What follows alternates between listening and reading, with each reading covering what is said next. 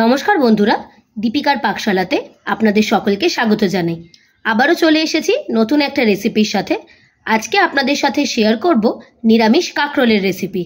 আমি আজকে যে পদ্ধতিতে আপনাদের সাথে রেসিপিটি শেয়ার করছি, কথা দিতে পারি যারা কাঁকরোল খেতে পছন্দ করেন না তারাও কিন্তু অনায়াসেই এই কাঁকরোলের তরকারিটি এনজয় করবে। তো আসুন দেখে নেওয়া যাক আমার আজকের এই রেসিপিটি।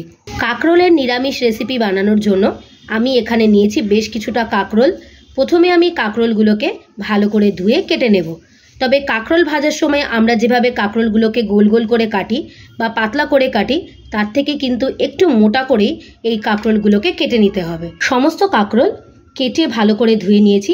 আপনারা দেখলেই বুঝতে পাচ্ছেন কাঁকরোল ভাজার জন্য আমরা যেরকমভাবে কাঁকরোল কেটে নিই, ওর থেকে কিন্তু একটু মোটা করেই আমি কাঁকরোলগুলোকে কেটে নিয়েছি। তবে আপনারা চাইলে কাঁকরোলের গায়ে যে কাটা কাটা অংশগুলো থাকে সেগুলোকে বাদ দিতে পারেন।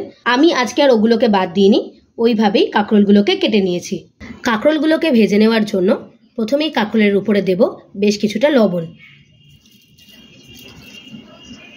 দেব পরিমাণ অনুযায়ী হলুদ।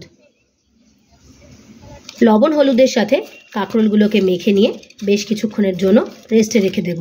কাঁকরোল ভেজে নেওয়ার জন্য প্রথমেই কড়াই দিয়েছি সর্ষের তেল। এই রান্নাটা সর্ষের তেলেই কিন্তু বেশি ভালো লাগে। তেল ভালো মতো গরম হয়ে গেছে, এবার আমি কাঁকরোলগুলোকে ভেজে নেব।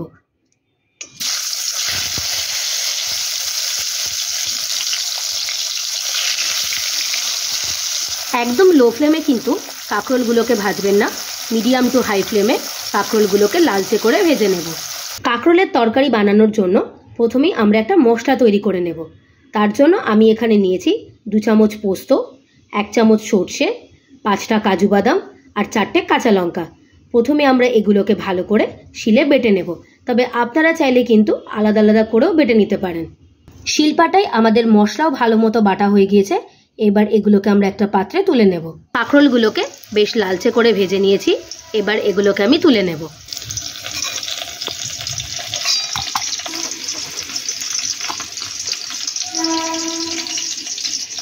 সমস্ত কাঁকরোল ভেজে তুলে নিয়েছি। এবার ওই তেলেই দেব বেশ কিছুটা কালো জিরে, ফাটিয়ে নেওয়া শুকনো লঙ্কা। ফোড়নটাকে একটু তেলের সাথে মিশিয়ে নেব। এবার তেলের উপরে দেব বেশ কিছুটা হলুদ। কাঁকরোলের রেসিপি বানানোর জন্য প্রথমেই আমরা একটা মশলা রেডি করে রেখেছিলাম, এবার সেই মশলাটাও এর মধ্যে দিয়ে দেব। আমি পোস্ত, সর্ষে আর কাজু বাদাম একসাথে বেটে নিয়েছি। হলুদ দেওয়ার কারণে মশলাটা কিন্তু তেল থেকে ছিটকে আসবে না, তাই মশলা দেওয়ার আগে প্রথমে আমি তেলের মধ্যে একটু হলুদ দিয়ে নিলাম। এবার এর মধ্যে অ্যাড করব বেশ কিছুটা কাশ্মীরি লাল লঙ্কার গুঁড়ো, 1/2 চামচ হলুদ, স্বাদ অনুযায়ী লবণ। গুঁড়ো মশলাগুলোকে আবারও একটু ভালো করে মিশিয়ে নেব। এই সময় কিন্তু গ্যাসের ফ্লেমটাকে লোতেই রাখতে হবে, যেহেতু কাজু বাদাম আর পোস্ত দেওয়া আছে, খুব সহজেই নালে কড়াইয়ের তলায় লেগে যেতে পারে। বেশ কিছুক্ষণের জন্য মশলাটাকে ভালো করে কষিয়ে নেব। মশলা কষানো হয়ে গিয়েছে, দেখুন মশলা থেকে তেলও ছাড়তে শুরু করে দিয়েছে। এবার এর মধ্যে দেব আগে থেকে ভেজে রাখা কাঁকরোল। কাঁকরোলের সাথেও মশলাটাকে আবারও ভালো করে মিশিয়ে নেব। কাঁকরোলের সাথে মশলা ভালো মতো কষিয়ে নিয়েছি। এবার এতে অ্যাড করব বেশ কিছুটা জল। আমি এখানে মশলা ধোয়া জলটাকেই ব্যবহার করছি। তবে আপনারা কে কীরকম গ্রেভি পছন্দ করেন সেই অনুপাতেই কিন্তু জলটাকে ব্যবহার করবেন। জলের সাথে কাঁকরোলটাকে খুব ভালো করে মিশিয়ে নিয়েছি। এবার ঝোল ফুটে আসা পর্যন্ত অপেক্ষা করব। কাঁকরোলের তরকারি আমাদের প্রায় তৈরি হয়ে গিয়েছে। এবার এতে অ্যাড করব বেশ কিছুটা চিনি। চিনিটা সম্পূর্ণ অপশনাল, যেহেতু কাজু বাদাম দেওয়া আছে।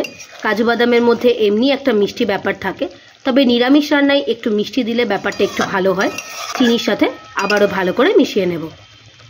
2 মিনিটের জন্য স্ট্যান্ডিং টাইমে দিয়ে কাঁকরোলটাকে একটা পাত্রে সার্ভ করে নেব। গরম ভাতে জমিয়ে খাওয়ার জন্য নিরামিষ কাঁকরোলের তরকারি আমাদের একদম তৈরি হয়ে গিয়েছে। রেসিপিটি যদি আপনাদের ভালো লেগে থাকে অবশ্যই একটা লাইক করে দেবেন, আর আমাকে কমেন্ট করে জানাবেন আমার বানানো কাঁকরোলের তরকারি রেসিপিটি আপনাদের কেমন লাগলো। রেসিপিটি যদি আপনাদের ভালো লেগে থাকে আপনারাও একবার বাড়িতে এইভাবে বানিয়ে দেখবেন। আপনারা যদি আমার চ্যানেলে নতুন হয়ে থাকেন, চ্যানেলটিকে প্লিজ সাবস্ক্রাইব করে দেওয়ার অনুরোধ রইল।